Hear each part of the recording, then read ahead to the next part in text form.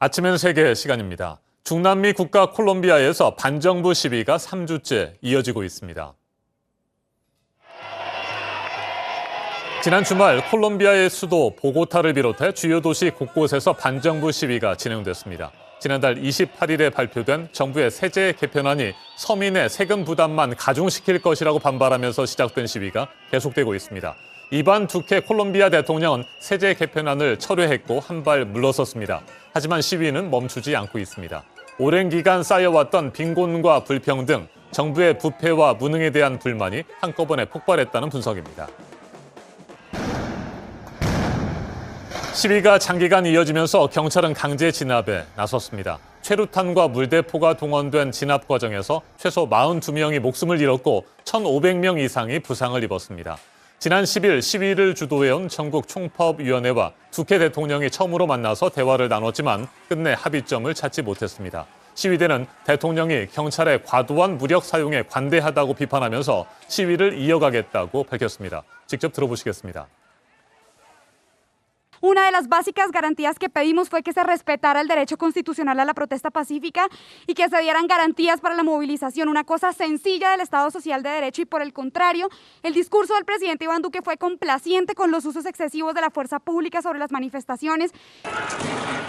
반정부 시위는 콜롬비아의 일상도 뒤흔들고 있습니다. 지난 13일 콜롬비아 북부 바랑키아에서 열린 남미 클럽 대항전 조별리그 경기가 시위 때문에 8차례나 중단됐습니다.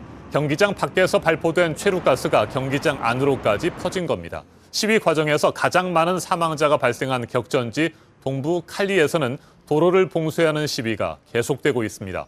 이 때문에 시민들은 식량과 연료 부족에 시달리고 있습니다. 기름을 구하기 위한 행렬이 주유소 2km 밖까지 늘어서고 있고 슈퍼마켓에서는 텅 빈 선반이 증가하고 있습니다. 칼리 시민의 말도 들어보시겠습니다. No, que por favor, que se retiren. No, no es posible que sigamos en estas condiciones. Porque el país nos abaste, mejor dicho, tenemos mucho alimento, pero todo represado.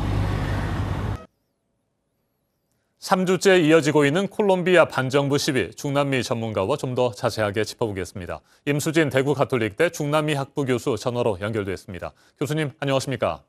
네, 안녕하십니까? 네, 이번 시위는 콜롬비아 정부의 세제 개편안에 대한 반발로 맨 처음 시작됐습니다. 그런데 지금은 정부와 사회에 대한 전반적인 불만이 동시에 폭발하고 있다고 합니다. 시위의 배경부터 좀 더 구체적으로 살펴볼까요? 네, 2019년 10월에 칠레에서 불평등에 대한 저항이 일어났을 때요, 콜롬비아에서도 시위가 있었습니다. 그러나 코로나19로 잦아들었다가 그 팬데믹이 장기화되면서 국가의 구조적인 문제가 드러난 것입니다. 인프라가 부족하고 오랜 내전으로 치안 불안이 완전히 해소되지 않은 상태이고요.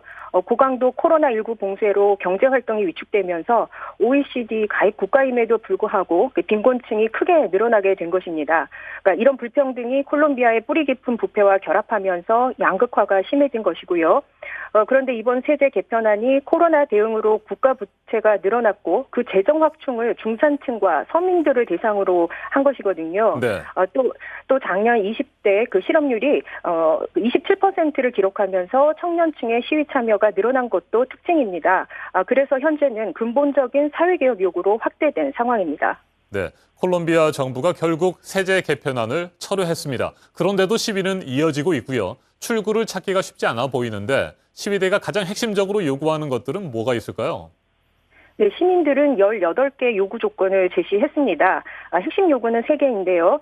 첫 번째는 단순히 세제 개편안 철회나 임시 방편 정책이 아니라 중장기적인 관점에서 빈곤, 불평등, 부패 문제 등을 해결하자는 것이고요.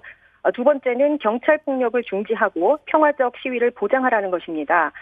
시민들의 저항이 있을 때마다 과거 반군에 대응하던 방식으로 시민들과 대화 없이 공권력을 바로 투입하는 방식의 시위 진압을 중지하라는 요구입니다. 또한 정부는 이번 시위의 배후로 반군의 잔당을 지목했는데요. 콜롬비아의 항구적 평화를 위해서 2016년 체결한 콜롬비아 무장혁명군과의 평화협정에 대해서 무조건적이고 포괄적인 이행 요구도 포함하고 있습니다. 네, 이번 시위가 콜롬비아 정치권 전체를 뒤흔들 수 있다 이런 전망도 나오고 있습니다. 당장 내년에 대선이 치러지잖아요. 수십 년 동안 집권을 해온 보수 성향 정당의 정권 유지가 어려울 수도 있을 것이라는 분석이 나오는데 이건 어떻게 전망하세요? 네, 두께 대통령은 평화협정 체결에 부정적 입장이고요.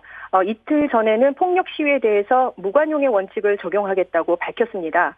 시민사회의 요구와 입장이 다르기 때문에 합의가 어렵거나 합의하더라도 상당한 진통이 예상됩니다. 또 지난해 경제성장률이 최근 70년 내에 가장 낮은 마이너스 6.8%를 기록하면서 정부에 대한 부정평가가 높습니다. 어제 여론조사를 보면요. 구스타보 페트로라고 하는 좌파 성향의 상원 의원이 현재 여론조사 선두를 달리고 있습니다. 결선 투표에서 상대 후보가 누가 올라오더라도 승리하는 것으로 나오는데요. 콜롬비아 유권자 성향이 보수적인 편이고 아직 대선까지 1년이 남았기 때문에 더 지켜봐야겠지만 구스타보 페드로가 현 정부와 시민사회의 대립 가운데서 정치력을 보여준다면 정권 교체의 가능성은 어느 때보다도 크다고 생각합니다. 알겠습니다. 말씀 잘 들었습니다. 임수진 대구 가톨릭대 중남미 학부 교수였습니다. 이번 시위가 콜롬비아를 넘어 중남미 지역 전체로 확산될 우려도 나옵니다. 뉴욕타임스는 다른 중남미 국가도 콜롬비아처럼 코로나19 위기와 빈곤 등이 뒤섞여 폭발하기 쉬운 상황에 직면해 있다며 콜롬비아의 시위가 나머지 중남미 국가들이 겪을 불안의 전조가 될 수 있다고 보도했습니다. 지금까지 아침엔 세계였습니다.